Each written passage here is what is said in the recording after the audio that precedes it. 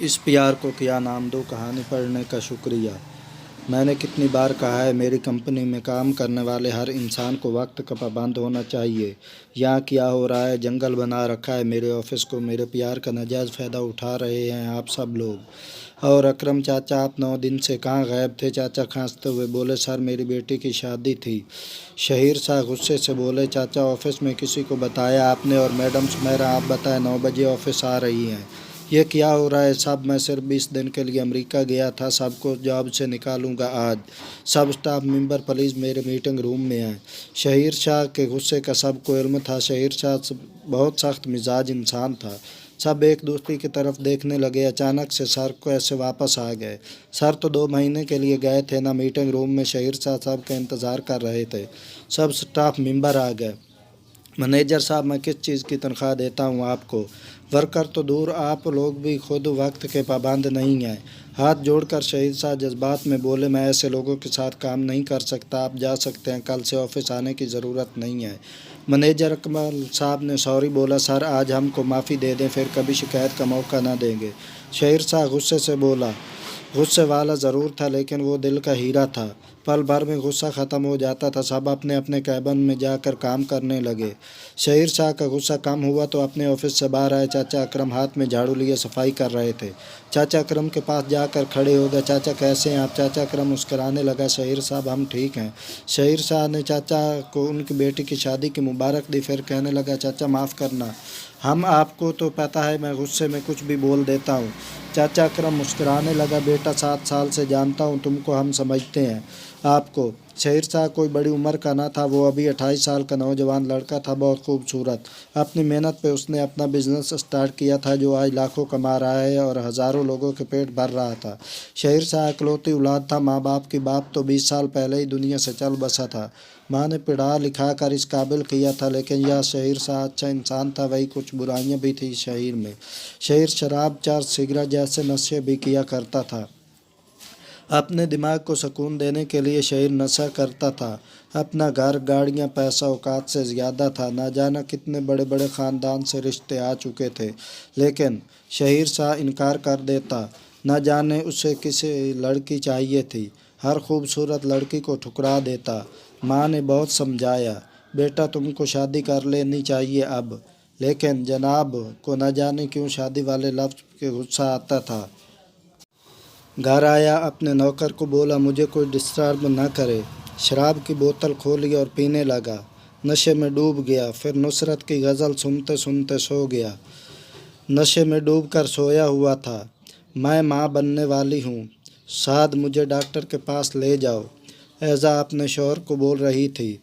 سعد نے ایذا کی طرف دیکھا، ایذا میری بات سن لو، میرے بھائی کی بھی 5 بیٹیاں ہیں اور دوسرے بھائی کی 7 بیٹیاں ہیں۔ اگر تم نے بھی بیٹی پیدا کی تو گھر نہ آنا، ہسپتال سے کہیں چلی جانا، سمجھی؟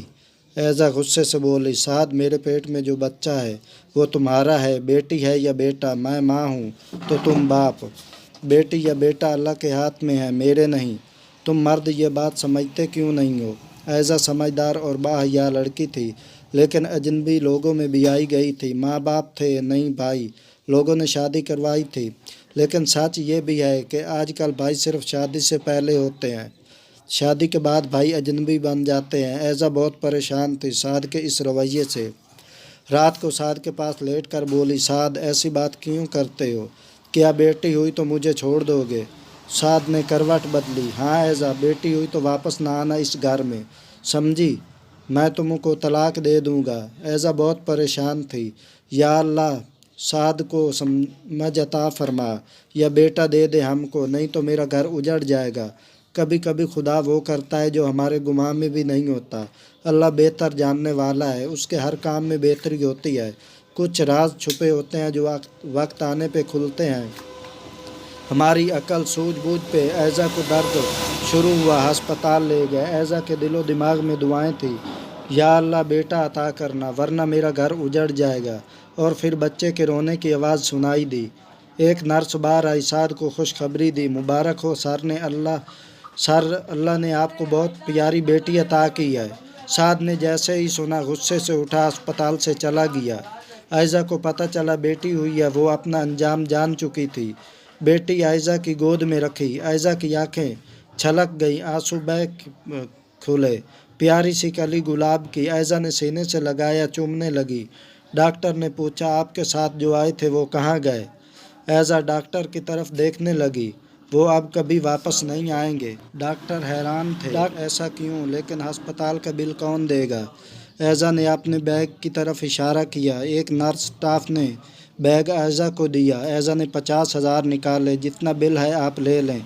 30,000 बिल बना था।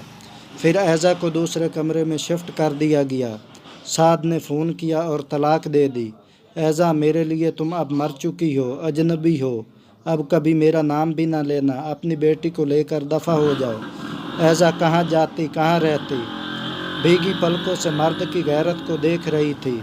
मर्द क्यों इतने बेहिस होते हैं? जब चाहें औरत को छोड़ दें, फिर जब चाहें किसी दूसरी औरत को अपना लें।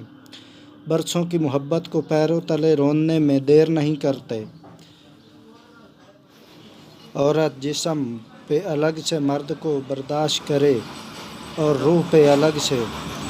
औरत नौकरानी भी बने और खिलौना भी। औरत ज़बान भी ना खोले। नए आने वाले नाजरीन से गुजारिश है कि चैनल को सब्सक्राइब कर लें और साथ लगे बेल आइकॉन को ज़रूर दबाएं ताकि हर नई आने वाली वीडियो का नोटिफिकेशन आपको मिल सके।